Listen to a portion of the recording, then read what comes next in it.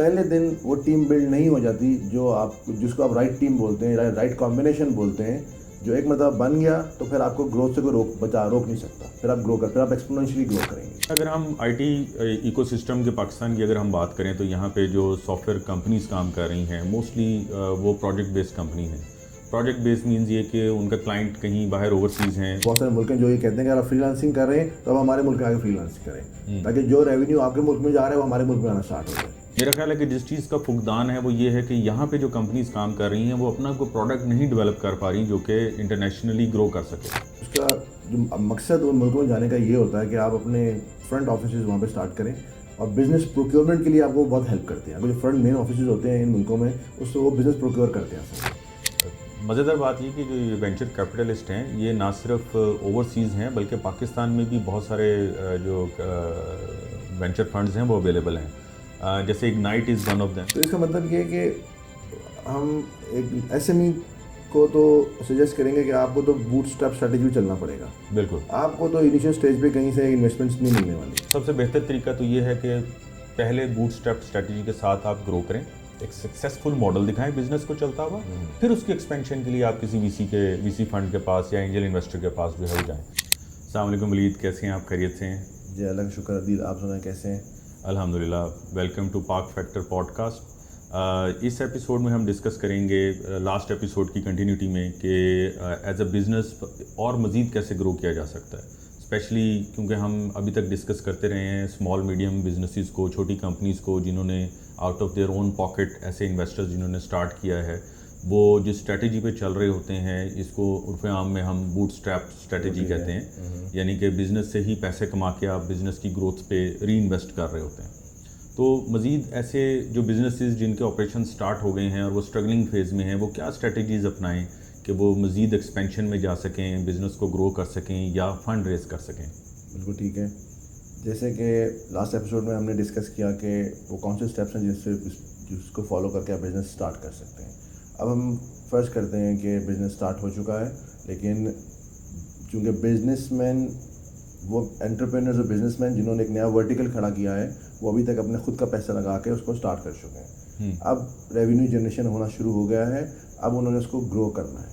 ठीक है। अच्छा, जब हम ग्रोथ की बात करते हैं तो जिस तरह हमने लास्ट एपिसोड में बात बोली थी कि जब तक आपका एम्प्लॉय ग्रो नहीं कर रहा आप तब तक ग्रो नहीं कर सकते। उसकी ग्रोथ परफॉर्मेंस बेस्ड है, वो परफॉर्म नहीं करेगा वो ग्रो नहीं करेगा। तो जैसे हमने लास्ट एपिसोड में बात की थी कि टीम बिल्डिंग एक बहुत बड़ा फैक्टर होता है। पहले दिन वो टीम बिल्ड नहीं हो जाती जिसको आप राइट टीम बोलते हैं, राइट कॉम्बिनेशन बोलते हैं। जो एक मतलब बन गया तो फिर आपको ग्रोथ से कोई रोक नहीं सकता। फिर आप एक्सपोनेंशियली ग्रो करेंगे। उसके लिए आपको बहुत सारा हिडन ट्रायल करना पड़ता है, बहुत ज़्यादा, क्योंकि आपके पास बहुत सारे लोग आएंगे, आप उनको सिखाएंगे, 10 लोगों को आप सिखाएंगे, 2 रुकेंगे, 8 चले जाएंगे। 8 के जाने की वजह ये नहीं होगी कि आप उनको रिटेन नहीं कर सके। वो 8 के जाने की वजह ये होगी, ये वो 8 वो थे जिन्होंने बहुत जल्दी ये समझ लिया कि वो ये काम नहीं कर सकते, या उनको समझ आ गई कि ये बहुत इसमें ग्रो करने में उनको कई साल महीने लग जाएंगे, उनको कोई ग्रोथ चाहिए थी, तो वो लोग इस इंडस्ट्री के लिए बने ही नहीं हुए। तो आपको इस प्रोसेस से गुजरना पड़ेगा कि आपने 10 लोगों को ट्रेन किया, हायर किया, ट्रेन किया, 2 रहेंगे, 8 जाएंगे। ये करते करते करते आपके पास एक ऐसी टीम बनेगी, कुछ महीनों में ऐसी टीम बनेगी जिसके बाद फिर आप ग्रोथ आपको मिलना शुरू हो जाएगी। क्योंकि अगर किसी इस इंडस्ट्री के अंदर आप 20 सीटों से अपना सेटअप स्टार्ट करते हैं तो उस 20 सीटों को परमानेंटली भरना एक काम होता है। वो 20 टेम्परेरी तो भरी जाती हैं फ़ौरन, लेकिन जिस तेज़ी से भरी जाती है उस तेज़ी से वो वेकेंट भी हो जाती हैं। तो इसकी यहाँ की परसेंटेज इस तरह ही वर्क करती है कि आपने 10 लोगों को हायर किया, 2 रुकेंगे, 8 चले जाएंगे। कुछ महीने लगेंगे आपको टीम बिल्ड करते करते, जिसमें आपका अच्छा HR होगा, आपके पास अच्छे एजेंट्स होंगे, आपके पास अच्छे क्लोजर्स होंगे, अच्छे सुपरवाइजर्स होंगे, मैनेजर्स होंगे, आपकी टीम बन जाएगी। जब वो टीम बन जाएगी, उस टीम के बनने तक आपको सेल्फ फाइनेंस इस बिजनेस को करना पड़ेगा। क्योंकि पहले दिन वो टीम बनने वाली, उसको बनने में 6 महीने, 8 महीने, 9 महीने लगेंगे। उस 9 महीने तक आप बिजनेस कुछ ना रेवेन्यू जरूर जनरेट करेगा, लेकिन शायद ब्रेक इवन भी ना कर रहा हो। तो उस 8-9 महीने तक आपको सेल्फ फाइनेंस करके उसको वहाँ तक बिजनेस को लेकर आना पड़ेगा। जिस दिन वो टीम बनाने में आप कामयाब हो गए, उस दिन से आपकी ग्रोथ शुरू हो जाएगी। बिल्कुल ट्रू। अच्छा, अगर हम आईटी इकोसिस्टम के पाकिस्तान की अगर हम बात करें तो यहाँ पे जो सॉफ्टवेयर कंपनीज काम कर रही हैं मोस्टली वो प्रोजेक्ट बेस्ड कंपनी हैं। प्रोजेक्ट बेस्ड मींस ये कि उनका क्लाइंट कहीं बाहर ओवरसीज़ हैं और उनके लिए किसी प्रोडक्ट पे काम कर रहे हैं या उनको सर्विसेज जो हैं वो दे रहे हैं, जिसमें रिसोर्स ऑगमेंटेशन आ जाती है कि उसके अलावा प्रोजेक्ट सर्विसेज आ जाती हैं, एप्स डेवलपमेंट आ जाती है, वेब डेवलपमेंट आ जाती है। मेरा ख्याल है कि जिस चीज़ का फुकदान है वो ये है कि यहाँ पे जो कंपनीज काम कर रही हैं वो अपना कोई प्रोडक्ट नहीं डेवलप कर पा रही जो कि इंटरनेशनली ग्रो कर सके। जैसे अगर हम बात करें इंडिया में बहुत छोटी छोटी कंपनीज या स्टार्टअप्स ऐसे हैं जो कि हार्डली 50 to 100 एम्प्लॉयज़ कंपनी है, लेकिन ये कि उनका जो CRM है या उनका जो प्रोडक्ट है वो SaaS मॉडल पे जो है वो पूरी दुनिया में इस्तेमाल हो रहा है। जोहो CRM एक बड़ा मशहूर CRM है, इतनी कोई बड़ी कंपनी नहीं है, मतलब इन नॉट रेवेन्यू वाइज, लेकिन ये कि हेड काउंट वाइज मतलब 40-50 लोग बैक ऑफिस पे बैठ के उनके जो डेवलपर्स हैं वो टीम काम कर रही है। लेकिन जोहो CRM जो है वो इस वक्त सेल्स फोर्स को टक्कर दे रहा है। सेल्स फोर्स माइक्रोसॉफ्ट का CRM है। बिल्कुल सही है। तो हम यहाँ पे IT सेक्टर में ऐसी क्या डेवलपमेंट कर सकते हैं, किन प्रोडक्ट्स पे काम कर सकते हैं, किस तरह हम इंटरनेशनली जा सकते हैं, तो इस पे हम डिस्कस करते हैं। मेरा जहाँ तक ख्याल है कि पाकिस्तानी कंपनीज़ चाहे वो IT अलाइड सर्विसेज में हों या IT सेक्टर में हों, कोर हार्डकोर डेवलपमेंट में हों, वो क्लाइंट के लिए तो बहुत अच्छा काम कर रही हैं, लेकिन उसके साथ साथ वो अपना एक वर्टिकल नहीं खड़ा करते, वो अपने किसी प्रोडक्ट पे काम नहीं करते। दोनों के डायनामिक्स अलग है ना। आप सर्विसेज बेच रहे हैं, उसमें आपको पता है एक सेट रूल, आपको पता है कि इतने में मुझे कॉस्ट कर रही है और इतने में मैं आगे सर्विस दे रहा हूँ। लेकिन जब आप प्रोडक्ट की बात करें तो product again hit and trial होता है based on very small analysis या मार्केट फैक्टर्स या मार्केट जो इंडिकेटर्स हैं उसके ऊपर आप एनालिसिस करते हुए उसको प्रोडक्ट को लॉन्च करते हैं। लेकिन एक सक्सेसफुल प्रोडक्ट जो है वो that page you very well irrespective of जो उस पर एफर्ट्स पुट हुई या जो उस पर मेहनत लगी। अच्छा, यहाँ पे मैं एक बात ऐड करता हूँ आदिल, अगर हम प्रोडक्ट की बात करते हैं तो एप्लीकेशन भी एक प्रोडक्ट है।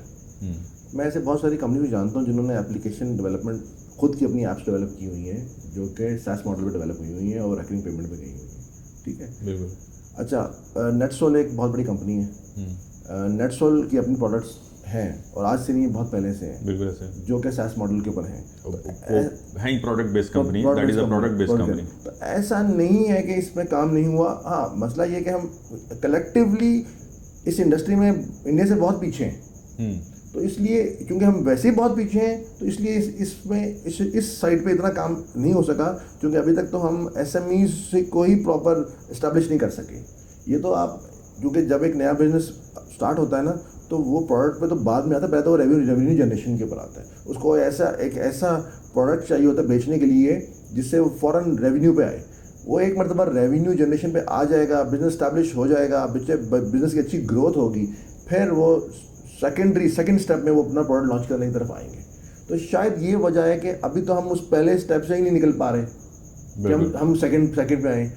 लेकिन जो जाइंट्स हैं, जिससे मैंने आपको नाम लिया, नेटसो का नाम लिया, ये एक प्रोडक्ट बेस्ड कंपनी है। इनकी प्रोडक्ट्स, बहुत सारी प्रोडक्ट्स हैं। आई एम श्योर इस तरह की और बहुत सारी कंपनीज भी होंगी जिनको आप जानते होंगे जो प्रोडक्ट बेस्ड होंगी। एप्लीकेशन की बात करें तो मैं छोटे छोटे एप्लीकेशन हाउसेस को जानता हूँ जिन्होंने अपनी खुद की प्रोडक्ट्स बनाई हैं। इवन गेम डेवलपमेंट में उन्होंने अपनी गेम्स बनाई हैं जो कि SaaS मॉडल पे बेस कर रही हैं और रिकरिंग रेवेन्यू के ऊपर चल रही हैं। तो काम हुआ है लेकिन उतना नहीं हुआ जितना कि होना चाहिए था। एग्जैक्टली क्योंकि आपने अभी वर्ड कलेक्टिवली यूज़ किया, क्योंकि कलेक्टिवली एफर्ट्स नहीं हैं। लेट्स से यहाँ पे मतलब सॉफ्टवेयर हाउसेज हैं जो एप्लीकेशन डेवलप करते हैं या गेम्स डेवलप करते हैं, they are good in development, लेकिन उनको यही नहीं पता कि ये मार्केट कैसे करना है, इसको सेल कैसे करना है।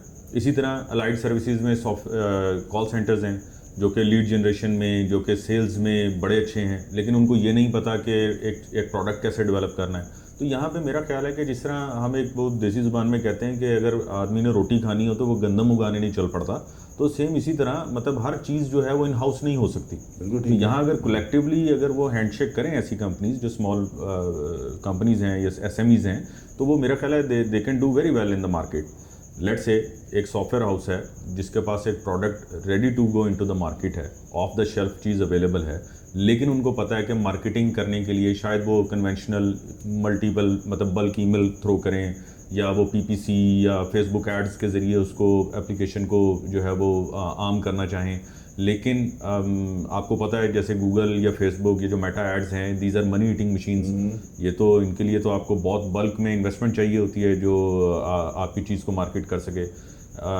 इसकी बजाय अगर वो किसी लोकल कॉल सेंटर से रब्ता करें जिनका हार्डकोर काम सेल्स करना है, तो मेरा ख्याल है कि वो बहुत जल्दी इस चीज़ को या किसी भी प्रोडक्ट को, चाहे वो बिज़नेस टू बिज़नेस है चाहे वो कंज्यूमर टू बिज़नेस है, उसको वो मार्केट कर सकते हैं। अच्छा अदिल, अभी आपने ना बात की इन्वेस्टमेंट की कि आपको अगर प्रोडक्ट है, प्रोडक्ट को लॉन्च करने के लिए इंटरनेशनल मार्केट में आपको कभी कभी बड़ी इन्वेस्टमेंट चाहिए होती है। बिल्कुल।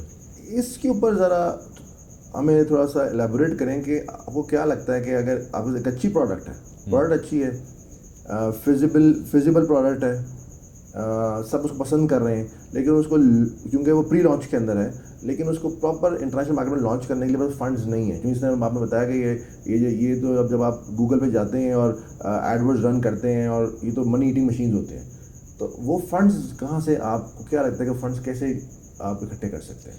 अच्छा, IT का जो रेवोल्यूशन है या IT का जो हवा है, ये सिर्फ पाकिस्तान में नहीं, ऑल ओवर द वर्ल्ड है। जो बड़े बिजनेसमैन हैं उन्होंने देखा कि कन्वेंशनल बिजनेस जो उनकी सेकंड या थर्ड जनरेशन चला रही थी, जैसे मार्स चॉकलेट है या जेफ बेजोस है, इवन टेस्ला है, तो ये वो बिजनेसेस हैं जो जनरेशन से चलते आ रहे हैं। लेकिन इसके बावजूद जो कुछ नए स्टार्टअप्स जैसे फेसबुक आया या हॉटमेल ने बनाए पैसे, या जब .com बबल था तब पैसे बने लोगों के, तो इन्होंने नोट किया कि IT एक ऐसा बिजनेस है जिसमें बहुत जल्दी ग्रोथ है और इमेंस ग्रोथ है। तो बहुत सारे इंटरनेशनल इन्वेस्टर्स हैं जो इस वक्त हाथों में पैसे लेके तैयार बैठे होते हैं कि उनको कोई आइडिया मिले और उस पर वो इन्वेस्ट करें। उनको क्लियर कट पता होता है कि आउट ऑफ 10 आइडियाज़ सिर्फ एक आइडिया हो सकता है क्लिक करे, और उनके 9 आइडियाज़ जो हैं वो उनमें सिर्फ खाली इन्वेस्टमेंट हो और मतलब उसका कोई रिजल्ट ना निकले, वो लॉस में जाए। तो ऐसे इन्वेस्टर्स को बेसिकली वेंचर कैपिटलिस्ट बोला जाता है। और पाकिस्तान में भी डिफरेंट VC फंड्स हैं जो इस वक्त अवेलेबल हैं और क्या कहते हैं ऐसे बिजनेसेस में जो इन्वेस्ट करने के लिए रेडी होते हैं। अब लेट्स से मैं एक बिज़नेस हूँ और मेरे पास एक ऐसा प्रोडक्ट है that is ready to go into the market, या मेरे पास ऐसी स्ट्रॉन्ग कैपेबिलिटीज़ हैं कि मैं ऐसा प्रोडक्ट डेवलप कर सकता हूँ, अभी बेशक बना नहीं है और मुझे उसके लिए फंड्स चाहिए। तो उसके लिए सबसे बेहतर होता है क्राउड फंडिंग। क्राउड फंडिंग के बाद दूसरी ऑप्शन आती है, वो होता है VC यानी वेंचर कैपिटलिस्ट, फिर एंजल इन्वेस्टर्स होते हैं। अब ये डिपेंड करता है कि आपने इनके साथ जाना है या कब जाना है, कब नहीं जाना।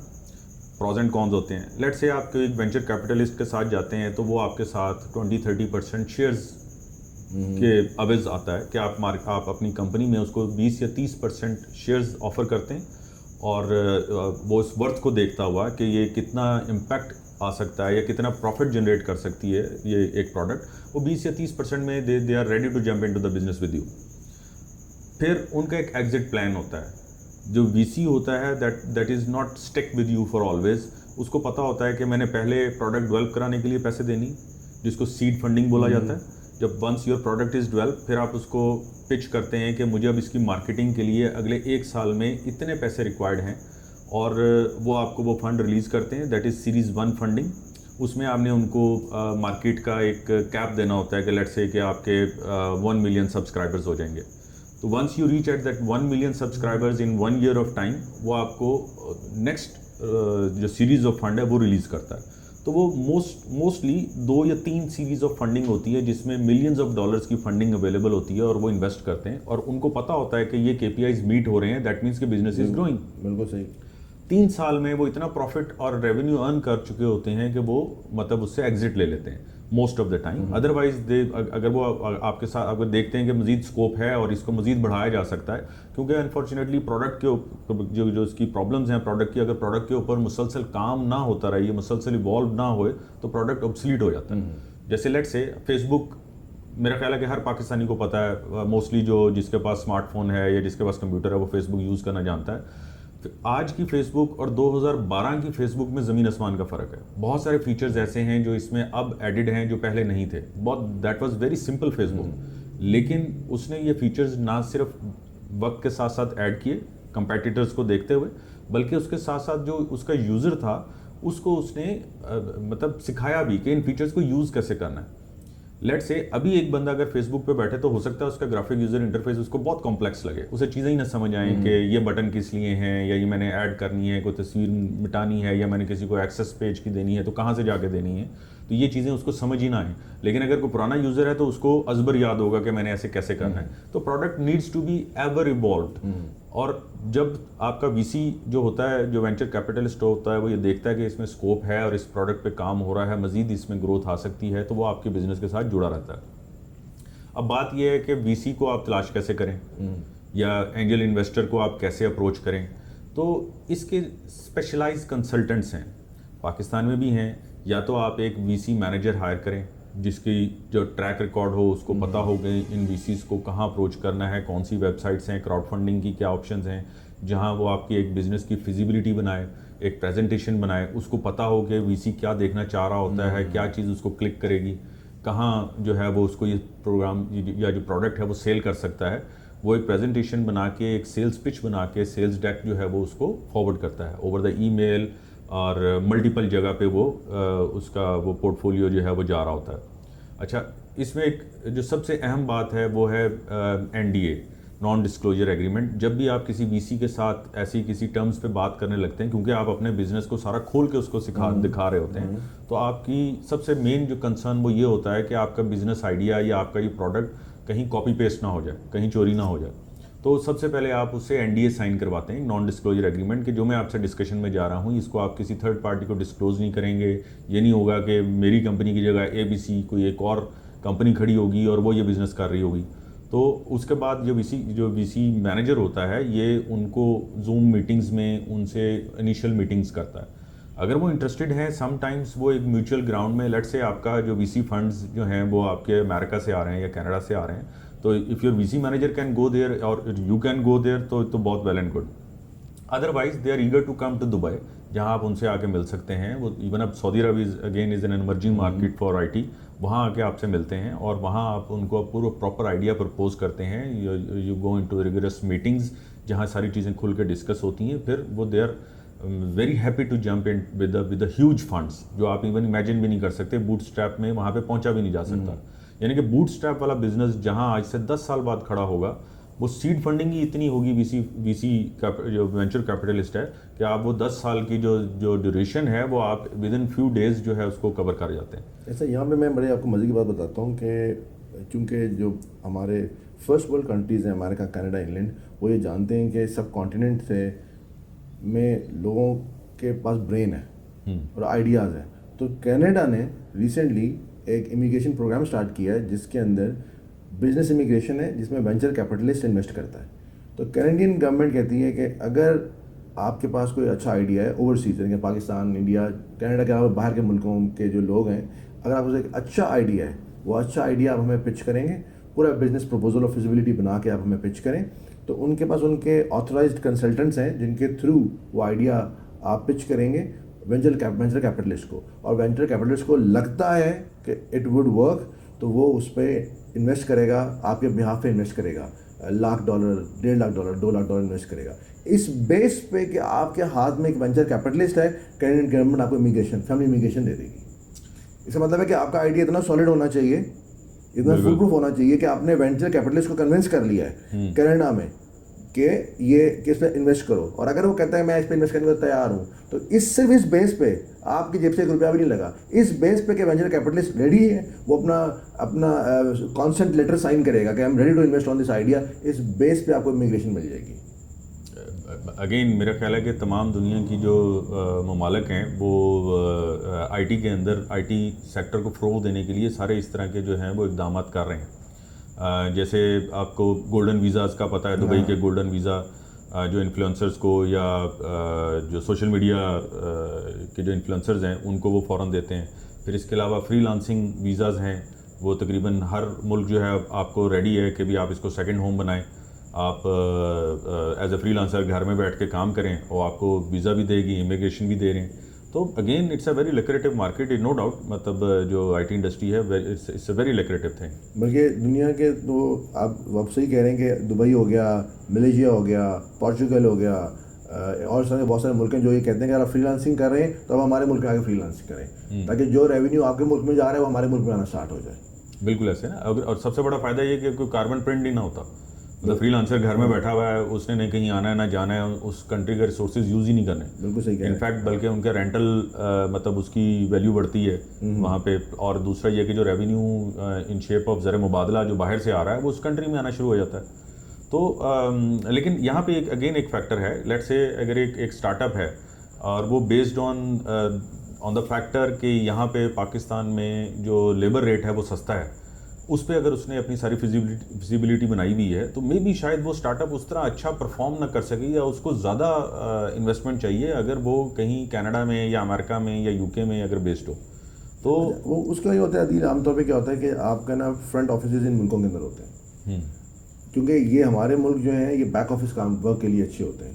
तो उसका जो मकसद उन मुल्कों में जाने का ये होता है कि आप अपने फ्रंट ऑफिस वहाँ पे स्टार्ट करें, और बिजनेस प्रोक्योरमेंट के लिए आपको बहुत हेल्प करते हैं। आपको जो फ्रंट मेन ऑफिस होते हैं इन मुल्कों में, उससे वो बिजनेस प्रोक्योर करते हैं। असल में बैक ऑफिस का सारा काम आपका इन मुल्कों से हो रहा होता है। जितने भी लोगों ने ये काम शुरू किए हैं उन मुल्कों में जाके, वो उनकी स्ट्रैटेजी हमेशा से यही रही है कि हम यहाँ पे ऑफिस स्टार्ट करेंगे, यहाँ पे स्टाफिंग होगी, लेकिन ये सिर्फ बिजनेस प्रोक्योरमेंट के पॉइंट ऑफ व्यू से होगी, या जितना भी बैक ऑफिस प्रोसेसिंग का जितना काम होगा वो पाकिस्तान इंडिया से हो रहा होता है। बिल्कुल ऐसे। अच्छा, मज़ेदार बात ये कि जो ये वेंचर कैपिटलिस्ट हैं ये ना सिर्फ ओवरसीज़ हैं बल्कि पाकिस्तान में भी बहुत सारे जो वेंचर फंड्स हैं वो अवेलेबल हैं। जैसे ignite is one of them, जो कि बहुत अहम किरदार अदा कर रहा है इस वक्त, जो ख़ासतौर पे बिज़नेस को फ़रोग़ देने के लिए। इसके अलावा लम्स का इंक्यूबेटर है और यूसीबी का इंक्यूबेटर है, जो कि ऐसे आइडियाज़ पे और ना सिर्फ जो नए एंटरप्रेन्योर्स हैं उनको बिज़नेस के बारे में बताते हैं कि आपने बिज़नेस को लेके कैसे चलना है, यानी कि बिज़नेस भी सिखाते हैं, प्लस उस आइडिया में भी इन्वेस्ट करते हैं। Definitely they take profit out of it, लेकिन उनको पता होता है उनको काम करने के लिए बंदे तो चाहिए ना। जैसे किसी भी ऑर्गेनाइजेशन को ग्रो करने के लिए राइट पर्सन्स चाहिए, राइट टीम चाहिए। इसी तरह इन फंड्स को जो है, क्योंकि ये मैं बात इसलिए कर रहा हूँ कि ये ऐसा नहीं है कि वो आपको ये जो फंड्स हैं वो मतलब आउट ऑफ कर्टसी दे रहे हैं, उनको फ़ायदा हो रहा होता है तो ये फंड्स जो हैं अवेलेबल होते हैं। अब अच्छा, ये तो मैं समझ गया हूँ कि ये इसकी अवेलेबिलिटी है, लेकिन इतनी ईजी एक्सेस नहीं है, इतना ईजी एक्सेस नहीं जितना ईजी एक्सेस दूसरे मुल्कों में होता है। मैं आपको इंडिया की मिसाल देता हूँ। हम एक प्रोग्राम देखते हैं शार्क टैंक। अब शार्क टैंक वेंचर कैपिटलिस्ट है जिसको आके आप आइडिया पिच करते हैं और वो आपके आइडिया पे इन्वेस्ट करता है। इस तरह दुनिया के हर मुल्क में, अमेरिका में भी शार्क टैंक है, इंग्लैंड के अंदर भी है, हर मुल्क के अंदर होता है। पाकिस्तान में हमने अभी तक कोई ऐसा प्लेटफॉर्म नहीं देखा जहाँ से वेंचर कैपिटलिस्ट को लेना या इन्वेस्टमेंट को लेना इतना आसान हो जितना दूसरे मुल्कों में आसान होता है। अब क्या लगता है इसकी क्या वजह है? देखिए, पाकिस्तान के और बहुत सारे चैलेंजेस हैं। पाकिस्तान की जोग्राफिकल लोकेशन, या हमारा यहाँ पे जो बेसिकली जो अफ़गानिस्तान या इंडिया की वजह से हमारे जो हालात हैं, जो दहशतगर्दी की एक लेयर थी पाकिस्तान में जो कि अब अल्हम्दुलिल्लाह काफ़ी हद तक ख़त्म हो चुकी भी है, लेकिन उसका एक इम्पैक्ट ऐसा है कि इंटरनेशनली जो लोगों के दिमागों में अभी भी बैठा हुआ है। तो जो इन्वेस्टर है वो इतना मतलब they are reluctant to come into Pakistan. उनको पता है कि इनकी क्वालिटी इंडिया से कहीं ज़्यादा बेहतर है यहाँ पे जो रिसोर्स अवेलेबल है, लेकिन उनको जो दूसरे इकोनॉमिकल फैक्टर्स और जो ख़ासतौर पे जो सोशल फैक्टर्स हैं ना, वो प्रॉब्लम कर रहे होते हैं। ये तो हो गया ना जो फॉरेन इन्वेस्टर्स हैं। मैं तो बात कर रहा हूँ लोकल इन्वेस्टमेंट्स की, कि जो लोकल बिजनेसमैन है, वो क्यों नहीं वेंचर कैपिटलिस्ट बन के इन्वेस्ट करता? देखें, लोकल बिजनेसमैन की अगर हम बात करें तो अगेन जो लोकल बिजनेस, जितने भी लोकल बिजनेसेस हैं वो सेठ कल्चर पे चल रहे हैं। जैसे हमने एक दफ़ा पहले भी इस पर बात की। तो जब सेठ कल्चर होता है उसके जहन में ये होता है कि मैं अगर काम करूँ तो मैं कैसे हर चीज़ पे सांप की तरह बैठ जाऊँ, किस तरह मेरे हाथ में एक एक अप्रूवल मेरे नीचे से होके गुजरेगी तो काम होगा। जब वो इतनी ज़्यादा मतलब सेंट्रलाइज चीज़ें होती हैं और डिसेंट्रलाइज नहीं होती तो ना काम चल सकते हैं, ना वो बिज़नेस ग्रो पा सकता है। तो अभी भी ऑल्दो मतलब इस तरह के शार्क टैंक की तरह के प्रोग्राम हैं जो पाकिस्तान में हो रहे हैं, लेकिन ये कि वो सिर्फ एक मतलब दिखावे की हद तक हैं, वो एक्चुअली इम्पैक्ट नहीं सोसाइटी पे या बिज़नेस को जो है वो डाल रहे। तो वो टीआरपी के लिए तो हो सकता है वो प्रोग्राम या वो टीवी पे कर रहे हों, लेकिन इनफैक्ट एक्चुअल फुटप्रिंट्स नहीं मौजूद उनके। तो इसका मतलब ये है कि हम एक एसएमई को तो सजेस्ट करेंगे कि आपको तो बूटस्ट्रैप स्ट्रैटेजी भी चलना पड़ेगा। बिल्कुल आपको तो इनिशियल स्टेज पे कहीं से इन्वेस्टमेंट्स नहीं मिलने वाली। नहीं मिलने वाली, और अगर फ़र्ज़ करें उन्होंने लेनी है तो उसके लिए बड़े उनको तरद्दुद करना पड़ेगा, और दूसरा ये कि अच्छी कॉस्ट पे करनी पड़ेगी उनको सिर्फ आइडिया पिच करने के लिए। अगेन वो आइडिया आपसे कोई बाय करता है नहीं करता, उस आइडिया में इतनी जान है, उस प्रोडक्ट में जान है नहीं जान, ये बात की बात है, ये it's an again debatable issue. लेकिन ये कि उस आइडिया को पिच करने तक जो है वो आपको काफ़ी इन्वेस्टमेंट रिक्वायर है। तो सबसे बेहतर तरीका तो ये है कि पहले बूटस्ट्रैप स्ट्रैटेजी के साथ आप ग्रो करें, एक सक्सेसफुल मॉडल दिखाएं बिजनेस को चलता हुआ, फिर उसकी एक्सपेंशन के लिए आप किसी वीसी फंड के पास या एंजल इन्वेस्टर के पास जो है वो जाएं।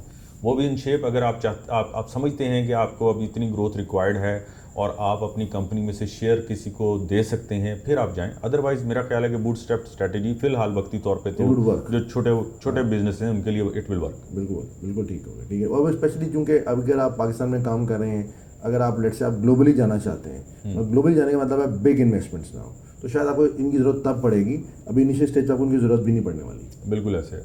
फिर दूसरा आप ये देखें कि हमारे यहाँ अनफॉर्चुनेटली एथिक्स का बहुत बड़ा फुकदान है। डे टू डे लाइफ में अगर आप अंदाज़ा कर लें, हम सड़क पे जा रहे होते हैं तो सड़क पे ट्रैफिक रूल्स सबको पता होंगे, लेकिन वायलेशन कर रहे होंगे, और कर्टसी नहीं है लोगों में गाड़ियाँ चलाते हुए। क्योंकि गाड़ियाँ चलाने की हम बात इसलिए कर रहे होते हैं कि यहाँ ये वो है जो हम सारा दिन हम पब्लिक सेक्टर के साथ या हम दूसरे लोगों के साथ इंटरेक्ट कर रहे होते हैं ना सड़क पे।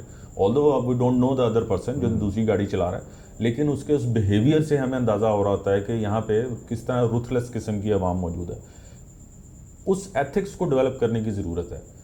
वो एथिक्स जब तक बिजनेस में नहीं आएंगे तब तक इंटरनेशनल ना इन्वेस्टर आपकी तरफ मुतवज्जा होगा, ना आप उसको ग्रो कर सकते हैं।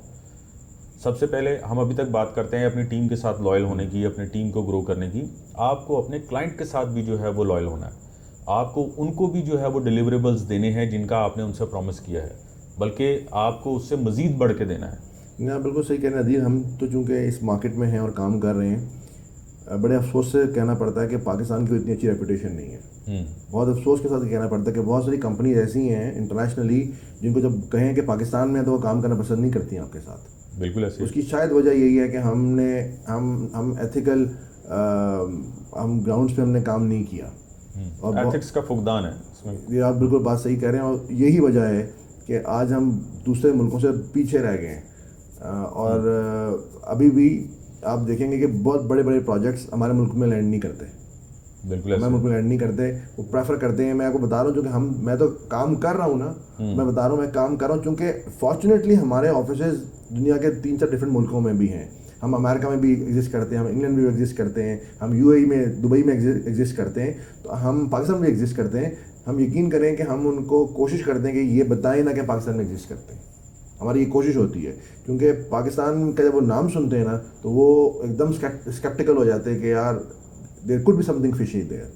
अच्छा, मेरा एक दफ़ा इत्तेफाक हुआ, एक कॉल सेंटर ओनर जो फ़िलिपीन में अपना कॉल सेंटर सक्सेसफुली रन कर रहा था, मतलब वो 7 स्टोरी बिल्डिंग में उनके सारे ये कॉल सेंटर ऑपरेशन रन हो रहे थे। मैंने उनसे पूछा कि आपने मतलब बिज़नेस डेवलपमेंट के लिए क्या किया है ना, आप how do you develop your business.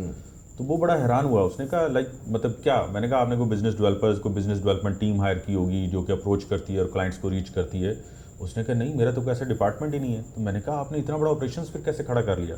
तो उसने कहा क्लाइंट्स खुद आके हमें अप्रोच कर रहे होते हैं। फ़िलिपीन जैसे कंट्री में लेट से देखें, रिक्वायरमेंट हमारी क्लाइंट को ढूंढना नहीं है, क्लाइंट की भी रिक्वायरमेंट है कि उनको बैक ऑफिस के लिए एक सस्ती जगह चाहिए। तो क्लाइंट खुद ट्रैवल कर रहा होता है फ़िलिपीन में अपने प्रपोजल के साथ कि आई नीड 500 पर्सन्स, जिसको मतलब यानी कि उन्होंने कोई कॉल सेंटर का ऑपरेशंस देने हैं, कोई बैक ऑफिस का टास्क देना है। तो वो कहते हैं कि हम तो उन प्रपोजल्स को सिलेक्ट कर रहे होते हैं कि किसके साथ हमने काम करना है, किसके साथ काम नहीं करना। Although Philippine is considered as like 53rd states of America, लेकिन फिर भी मतलब उनको बिजनेस डेवलपमेंट का उनको कोई डिपार्टमेंट बनाने की ज़रूरत ही नहीं रहती। नहीं, इसका मतलब है कि उन्होंने अपनी क्रेडिबिलिटी बनाई है। बिल्कुल ऐसे, बिल्कुल ऐसे। तो वही एथिक्स, अच्छे एथिक्स के साथ है ना। लेट से मतलब आप भी बाहर ट्रैवल करते हैं, मैं भी इंटरेक्शन होता रहता है। आप किसी फ़िलिपिनो को देखें, जैसे यूएई में जितने हाउस होल्ड वर्क है वो वहाँ पे फ़िलिपिनोज कर रहे होते हैं। इसी तरह आप अगर नर्सिंग इंडस्ट्री में जाएं तो आपको पूरा अमेरिका में जो मेल और फीमेल नर्सिस जो हैं वो फ़िलिपिनोज मिलती हैं। वो भी इमिग्रेंट्स हैं, वो अमेरिका में जब जाते हैं वो पहले दिन जाके जॉब हंट करना नहीं शुरू कर देते, वो और जॉब्स करते हैं, लेकिन साथ साथ वो अपनी कैपेसिटी बिल्डिंग करते हैं, वो सर्टिफिकेट्स करते हैं जो वहाँ पे नर्सिंग के लिए ज़रूरी है। उनका अगर एम ऑफ लाइफ पूछे ना तो उन्होंने बनाया होता है कि मैंने अगले 5 साल में ये सर्टिफिकेट लेना है जिसमें मैं नर्सिंग कर सकूँ। उसके बाद वो किसी हॉस्पिटल में, किसी ओल्ड एज में, कहीं भी वो जो किसी इंस्टीट्यूट में एज ए नर्स जो है वो हायर हो जाते हैं, और ये उनकी बिगेस्ट अचीवमेंट है। लेकिन मैं समझता हूँ कि वो डाउन टू अर्थ भी हैं, या उनको अपनी कैपेसिटी का भी अंदाज़ा है कि वो मैक्सिमम कितना जा सकते हैं, तो अपनी वो कैपेसिटी उस तरह की बिल्ड करते हैं, और फिर they stick with that plan कि अगर उन्होंने नर्स एज ए नर्स काम करना है तो एज ए नर्स काम करते रहते हैं सारी ज़िंदगी, और देख लें कामयाब है। इसी तरह हाउस होल्ड जो हैं यूएई, दुबई वगैरह में जो घरों में काम करती हैं जो फिलिपिनोज़, वो they are much more lovable, उनको वहाँ पसंद किया जाता है। तो हमें भी वो वाले एथिक्स जो कि सपोजिटली हम कुफार में हम देखते हैं, वो वाले हमें अपनाने पड़ेंगे, वो वाले बिजनेस एथिक्स, वो वाले पर्सनल एथिक्स, वो वाली चीज़ें डेवलप करनी होंगी if you want to go big. नहीं, अगर बात सही कि फ़िलीपींस की अगर आप बात करें तो वहाँ पे जो मेरी ऑब्जर्वेशन है वो ये कि वहाँ पे नेशनलिज्म बहुत ज़्यादा है। बिल्कुल। ये वजह कि वो कलेक्टिव एफर्ट्स कर रहे होते हैं, उनको पता होता है कि यार कुछ भी करेंगे तो फ़िलीपीन का नाम ख़राब होगा, हमें फ़िलीपीन का नाम ख़राब होने नहीं देना है। तो उनकी ये सोच उनके अंदर होती है। अमेरिका में मैंने बहुत सारे फ़िलिपिनों के साथ काम किया है, वो उनकी पूरी कोशिश होती है कि कभी कोई ऐसा काम ना करें जिससे उनके मुल्क का नाम ख़राब हो जाए। बिल्कुल, ये बड़ी इंपॉर्टेंट आपने बात की है। अनफॉर्चुनेटली पिछले कुछ अरसे से पाकिस्तान में एक हवा क्रिएट हुई भी है कि बाहर इमिग्रेशन ली जाए, पाकिस्तान में कुछ नहीं रखा। मैं समझता हूँ कि ये वो लोग हैं जो पाकिस्तान में कुछ नहीं कर सकते, तो उनके पास एक बड़ा इजी स्केप होता है कि जी बाहर चले जाओ। तो वहाँ जाके जो पाकिस्तान में कुछ नहीं कर सकते उन्होंने बाहर जाके क्या करना। फिर दूसरा, ये सारे लोग इमिग्रेंट्स हैं, फिलिपीनीज़ जो हैं वो भी इमिग्रेशन करते हैं, लेकिन वो अपने साथ अपना फ्लैग कैरी करते हैं। वो they stay Filipinos all over the years, वो ऑल ओवर द एज जो है वो फिलिपिनोज ही रहते हैं। तो इसी तरह जो पाकिस्तानीज़ हैं, जाएं बाहर जाएं ज़रूर, उसमें हिजरत करें काम के लिए, बिजनेसेस के लिए, लेकिन वो ये बात ना भूलें कि they will stay Pakistanis for the rest of their life. बल्कि उनके बच्चे भी बेशक वहाँ के पासपोर्ट लेके पैदा होंगे, लेकिन उनके साथ पाकिस्तान का टैग ज़रूर रहेगा। तो खुदारा इस टैग को ख़राब ना करें, इसका नाम ना ख़राब करें। सही कह रहे हैं, बिल्कुल सही कह रहे हैं। और वो तमाम लोग जो बाहर नहीं जा रहे, पाकिस्तान में हैं, आईटी इंडस्ट्री में काम करने की कोशिश कर रहे हैं, फ्रीलांसिंग कर रहे हैं, कुछ भी कर रहे हैं, वो प्लीज़ इस बात का ख्याल रखें कि कोई ऐसी मैल प्रैक्टिसेस में मत जाएं जिससे आप अपने मुल्क का नाम ख़राब कर रहे हो। आप बिल्कुल सही कह रहे हैं। अब नेक्स्ट इंशाल्लाह हम कोशिश करेंगे कि हम इंडस्ट्री में जो लोग बड़ा अच्छा काम कर रहे हैं उनको मदऊ करें, और उनकी जो जर्नी है उससे हम जो है वो फ़ायदा उठा सकें, उनकी हम सारी जर्नी सुने, और उसमें से मज़ीद, क्योंकि ये वो लोग हैं जो फ्रंट फाइटर्स हैं ना, जो मतलब मार्केट प्लेयर्स हैं, तो मज़ीद और जो है वो चीज़ें हम अपनी ग्रोथ के लिए भी और हमारे ऑडियंस की ग्रोथ के लिए भी जो है हम वो लेके आएँ। बिल्कुल ठीक है। और हम कोशिश करेंगे कि हम ऐसी सक्सेस स्टोरीज़ लेकर आएँ। कुछ सक्सेस स्टोरीज को मैं पर्सनली जानता हूँ, जिन्होंने आईटी इंडस्ट्री में काम किया, स्टार्ट किया as an employee from very basic level, और अब वो कंपनीज़ के ओनर हैं, वो कंपनीज़ में पार्टनर्स हैं। तो ऐसी सक्सेस स्टोरीज़ कम देखने को मिलती हैं, लेकिन हम कोशिश करेंगे कि हम उन लोगों को अपने प्रोग्राम में बुलाएं और उनकी ज़बानी आपको सुनाएं कि उन्होंने किस टाइम पीरियड के अंदर उन्होंने क्या कुछ अचीव कर लिया।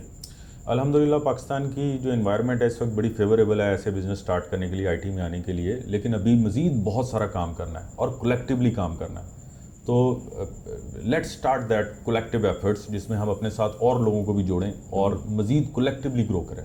मैं अभी चाहता हूँ कि इस प्लेटफॉर्म से आप हमारे ये प्रोग्राम देखने के बाद वो तमाम लोग जो इस काम में जंप इन करना चाहते हैं, वो तमाम लोग जो जंप इन कर चुके हैं लेकिन स्ट्रगल कर रहे हैं, वो हमारे एक्सपीरियंस से फ़ायदा उठाएं, और कहीं पे भी उन्हें हमारी ज़रूरत है तो हमें अपनी क्यूरी फॉरवर्ड करें। हम पूरी कोशिश करेंगे कि उनको हेल्प करें और इस इंडस्ट्री में उनको अच्छा इस्टेब्लिश करने में हम उनकी मदद कर सकें। बहुत शुक्रिया वलीद, इंतहाई फ्रूटफुल डिस्कशन रही। नेक्स्ट एपिसोड्स का इंतज़ार रहेगा। Take care. थैंक यू, बहुत शुक्रिया, थैंक यू सो मच।